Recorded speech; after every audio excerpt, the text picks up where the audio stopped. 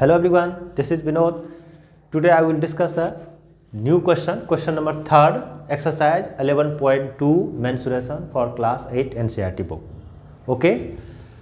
Student question number 3rd का रहा है कि length of the fence of a trapezium, एक ट्रेपीजियम है ABCD, ठीक है, तो उसी के बारे में दिया हुआ है।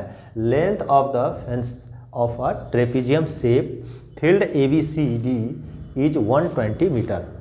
If BC is equal to 48 meter, CD is equal to 17 meter and AD is equal to 40 meter, find the area of this field and इसका साथ ये भी दिया है side AB is perpendicular to the parallel side AD and BC। बच्चे आपको ये ध्यान रखनी है कि जो इन्फॉर्मेशन को पहले अच्छे तरह से आपको समझना पड़ेगा। क्या क्या इन्फॉर्मेशन दी हुई है, देखिए सबसे पहला है कि length of fence of a trapezium shape, ठीक है, फील्ड ABCD इज 120 मीटर। इसका मतलब ABCD एक ट्रेपीजियम का एक शेप का है और ये सभी जो फेंस है ये चारों साइड के जो किनारे हैं सभी का सम दिया हुआ है। इसका मतलब ये हुआ कि यहाँ पर मैं लिखूँगा सॉल्यूशन अगर करना होगा तो मैं लिखूँगा गिवन क्या दिया हुआ है। देखिए ये ABCD, BC, CD और AD सभी का यानी सभी साइड का सम जो है आपका कितना दिया हुआ है 120 metre.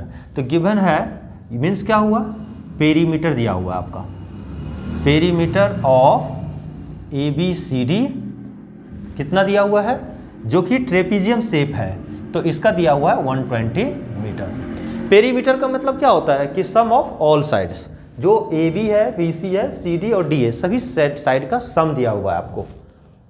Do you understand? No. तो पेरीमीटर का मतलब ही यही होता है। तो आपका जो है AB plus BC plus CD plus DA means AB plus BC plus CD plus DA, ये दिया हुआ है आपका 120 मीटर। इसका मतलब ये हुआ। अब बच्चों देखो यहाँ पर, अब इसके बाद फिर चलिए, if BC is equal to 48, तो BC आपका देखिए 48 मीटर दिया हुआ है, यहाँ से यहाँ तक का लेंथ है, ठीक है। उसके बाद BC के बाद CD दी हुई है 17 मीटर, तो CD आपका देख लीजिए ये है आपका 17 मीटर, यहाँ से लेकर के यहाँ तक का लेंथ है। इसके अलावा क्या है बच्चे, इसके बाद जो है AD दिया हुआ है, तो A से D जो है ये 40 मीटर है, ये 40 मीटर दिया हुआ है। Find the area of this field, अब इस फील्ड का एरिया मुझे निकालनी है।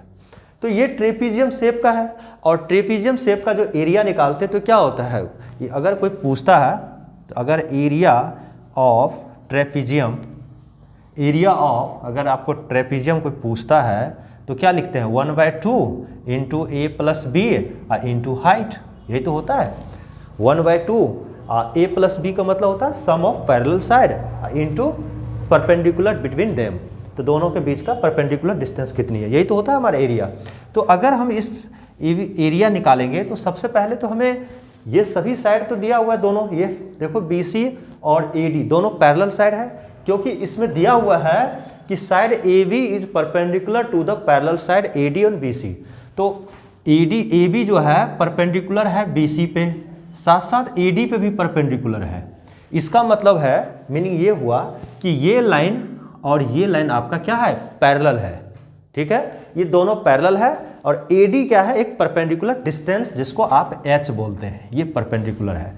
और इस डिस्टेंस को आप यहाँ से यहाँ तक को हम A बोल सकते हैं, और ये डिस्टेंस हो गया आपका B हो गया। Do you understand? No. Coming to the next point, अब हम बात करते हैं कि ये जो हमें H जो है, AB जो H दी हुई है यही निकालनी है पहले। जब ये मिल जाएगा तो हम क्या करेंगे, इस फॉर्मूला का यूज करेंगे, 1/2 सम ऑफ पैरेलल साइड A और B दी हुई है इंटू हाइट, ये आ जाएगी, ठीक है। इसके AB निकालने के लिए यहाँ इन्फॉर्मेशन क्या है, तो मैं यहाँ पे AB लिखूंगा प्लस BC दी हुई है बच्चे, अब कितने 48 प्लस CD दिया हुआ है कितना, CD 17, अब प्लस DA बोलिए या AD 40 is equal to 120 metre नहीं लिखना है, पहले लास्ट में मीटर लिखिएगा आप। तो AB is equal to AB और इधर देख लीजिए इस सभी को सम कर लीजिए। तो बच्चे 8 और 7 कितना होगा 15, तो 15 का 5 लिख दीजिए और देखो 4 और प्लस 1 5 और प्लस 4 तो कितना होगा 9 और 1 कैरी था 1, तो आपका 5 और 9 10 हो जाएगा, 105 हो गया। ओके, तो 105 एक बार रिपीट कर लीजिए फिर से, देखो 40 आपका 88 और 7 95 और 5, ठीक है, इज इक्वल टू 120। तो आपका और ए बी क्या है, हाइट ही तो है, ए बी को हम लोग एच लिखेंगे, तो h प्लस 105 इजकल टू 120, तो यहाँ से हम h लिखेंगे 120 माइनस 105 मीन्स क्या हो गया, 15 मीटर आपका क्या हो गया, आपका ये जो है आपका हाइट हो गया। तो ये ए बी हो गया आपका हाइट, कितना आ गया बच्चे, इसको मैं लिखूंगा 15 मीटर। ओके, अब हम क्या करना है, आपको पूछ क्या रहा है, यहाँ पे क्वेश्चन क्या कर रहा है, find the area of this field. ये जो फील्ड है ना, ये वाला जो फील्ड देख रहे हैं, इसका एरिया निकालनी है आपको, इस फील्ड का, पूरी फील्ड का एरिया निकालना है। तो एरिया कैसे निकालेंगे, इस एरिया को निकालने के लिए हम आपको इसके बाद जो है इस फॉर्मूला का यूज करेंगे। इतना तो लिख लिया, तो आपको यहाँ पर लिख लेना बच्चे, हाइट तो निकल ही गया हमारा, तो हाइट निकल गया, क्या क्या आपको दे दिया, इंफॉर्मेशन मिल गया। अब आप देखिए sum of parallel side, sum of parallel side, parallel side, पहला जो सम ऑफ पैरेलल साइड है वो है BC। तो BC का मतलब क्या हुआ, इसको हमने A मान लिया है, तो A कितना दिया हुआ है आपका 48 मीटर। ओके, उसके बाद आपका AD मीन्स B, ये कितना है 40 मीटर। ठीक है बच्चे, साथ साथ जो है ना हाइट दिया हुआ है जिसको आप AB, तो AB आपका क्या है, हाइट है, परपेंडिकुलर डिस्टेंस बिटवीन देम, तो ये आपका 15 मीटर हो गया। अब हमें इस इंफॉर्मेशन से इस पूरी शेप ABCD का एरिया निकालना है। तो हम क्या जानते हैं, वी नो दैट, हम जानते हैं कि क्या जानते हैं, area of trapezium shaped field ABCD एक क्वाड्रेटल शेप का है। तो कैसे निकालेंगे, 1/2 into sum of parallel side, तो A plus B into height.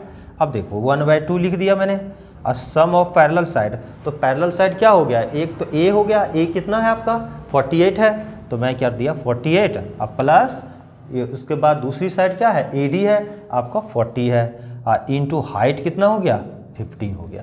इसी को सॉल्व कर देंगे। अब सॉल्व करने के बाद हमारे पास जो आंसर आएगा बच्चे, देखो 1/2, और इसमें देख लीजिए 1/2 उसके साथ साथ जो है 48 और प्लस 40, तो कितना हो गया आपका 88 हो गया, तो 88 इंटू 15।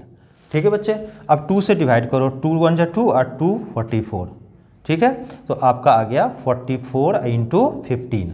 अब इसको हमें मल्टीप्लाई करना है, ये आपका मीटर स्क्वायर में आएगा। अब इसको मीटर मल्टीप्लाई कर लिया जाए, यहीं पे मैं कर देता हूँ यहाँ पर रफली, तो देख लो 5 4 जा कितना हो जाएगा, 4 5 जा 20 और 4 5 जा 20 और 22 हो जाएगा, और 44 यहाँ पर रख दीजिए, तो 066, यानी आपका जो आंसर आएगा बच्चे ये कितना आ जाएगा 666 मीटर स्क्वायर। तो योर आंसर इज कितना आ गया आपका एरिया, तो your answer is area is equal to, area जो आपका होगा 66 इतना metre square. Do you understand no. तो ये जो आपका कंप्लीट जो है ये क्वेश्चन का सॉल्यूशन आपका हो गया। बच्चे देखा आपने किस तरह से हमने बनाया, ये देखो ये स्टैंडर्ड फॉर्म में आपको क्वेश्चन को बनानी है, तो हमेशा डायग्राम के साथ पूरी एक्सप्लेनेशन के साथ अगर आप सॉल्व करते हैं कोई भी क्वेश्चन को, तो आपका आंसर क्या होगा, पूरी तरह से अच्छी लगेगी, देखने में भी, कॉपी जांचने वाले को भी अच्छा लगेगा, तो आपके फुल मार्क्स मिलेंगे। तो इसी तरह से बच्चे क्वेश्चन नंबर हमने 3rd कंप्लीट किया। Now coming to the next question, question number 4।